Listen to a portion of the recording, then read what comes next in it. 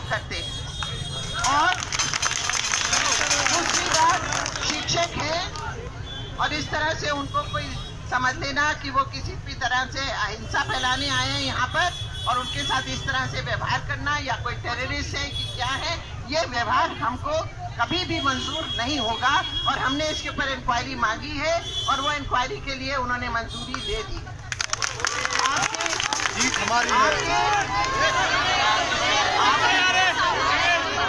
आपके टीचर्स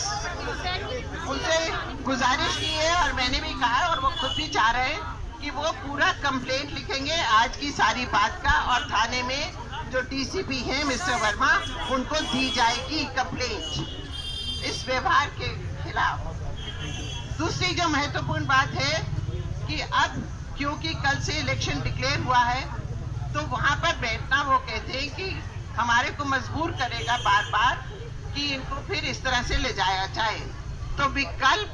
ये है कि जंतर मंतर पे उन्होंने कहा कि बैठना अलाउड होगा, क्योंकि मैंने भी कहा कि अभी तो ये सारे लोग वार्तालाप करना चाहेंगे आपस में, आगे क्या कोर्स ऑफ एक्शन होगा, किस तरह से कंप्लेंट दर्ज करना है और आपस में मिलजुल कर ये बातचीत करके ही आपके पास कुछ अपना डिसीजन कन्वे करेंगे। और अभी जंतर मंतर पर हम लोग आप लोग जा सकते हैं क्योंकि वो यहाँ से वॉकिंग डिस्टेंस पर है, क्योंकि जो नया कानून है उसके मुताबिक क्योंकि इलेक्शंस की घोषणा हो चुकी है उसके मुताबिक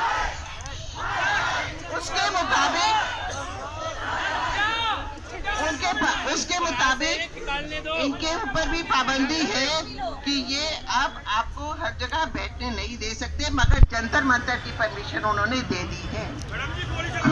तो आप नहीं, एक मिनट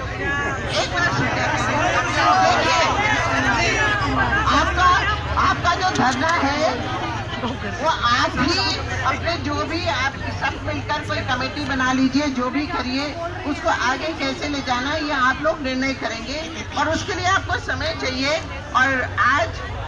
आप सब लोग जो मुझे लगता है कि वहां जाकर ये बातचीत ध्यान से आपस में करिए और हमें भी बताइए। जहां तक मेरा और हमारा सवाल है, मैं आपको विश्वास दिलाती हूँ कि आखिरी दम तक मैं आपके साथ हूँ और ये भी सच है कि आप सबको अब जो भी गैर कानूनी ढंग से यहाँ लाया गए थे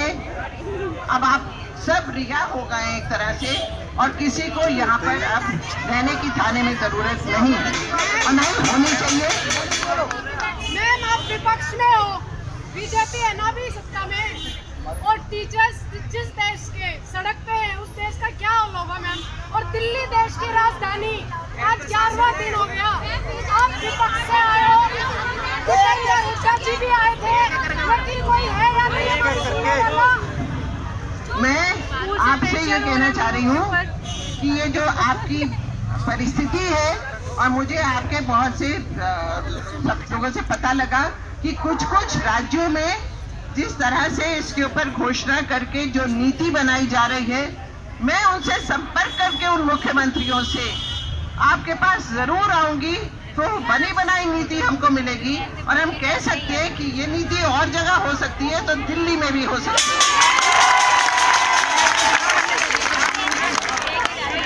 आप कह रहे थे ना कानूनी विशेषज्ञ, मगर जिन राज्यों ने ये घोषणाएं करी है उन्होंने ये नीति बनाई है, उसी आधार पर हमको दिल्ली में नीति माननी है और उस नीति को यहाँ पर लागू करना। मैंने आपको प्रॉमिस करा था, आज यकीन मानो हमारी एक बहुत बड़ी वहाँ पर मीटिंग हो रही है और उसको छोड़कर मैं आई हूँ जब मुझे पता लगा कि सभी हमारी महिला साथियों पर, हमारे महिला टीचर्स पर और हमारे मेल टीचर्स पर भी अगर शारीरिक रूप से हानि पहुँचाई गई और धक्के देके लाया गया तो मेरे को वहाँ पर भी छोड़ के आना पड़ा, तो मैं इसलिए आपके पास आई।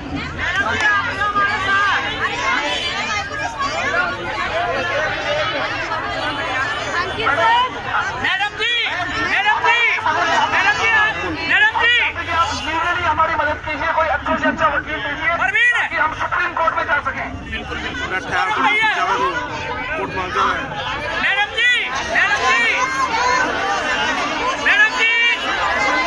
जी आप हमारे साथ रहो जी, सब काम में छोड़ दो,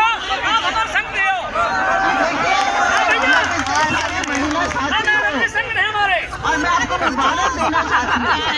इसलिए आज आपके इस पूरे आंदोलन में महिलाओं ने बाजी मार दी।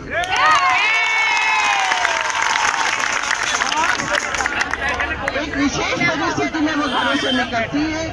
बच्चों को छोड़ के आती है, और हमारे मेल टीचर्स पर भी ये बात लागू होती है, ऐसी बात नहीं है। पर महिलाएं आंदोलन में इस संख्या में आए, ये वाकई काबिले तारीफ है, और आपके साथ ही आपके साथ सभी है।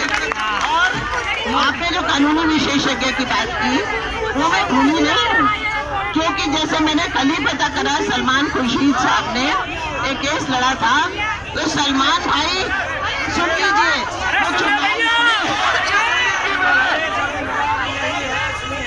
वो चुनाव लड़ने उत्तर प्रदेश चले गए हैं, उनको वहां पर नामांकित किया गया है टू बी अ कैंडिडेट, इसलिए मेरे को नहीं लगता कि वो हमारे को समय दे सकेंगे। दूसरा, अच्छा ही वकील और साथ साथ जहां नीतियां बनी है हम उसके प्रति प्रतिबद्ध है, मैंने कहा था, उसको भूली नहीं हूँ, और उस पर हम आज शाम से ही हमारा कार्यक्रम खत्म होता है तो मैं उस पर लग जाऊंगी। बताओ।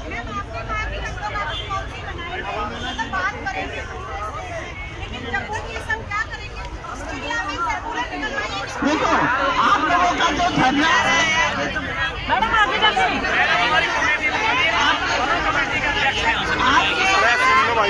मैडम जी हमारी ना एक ही हमारी कमेटी की कमी है।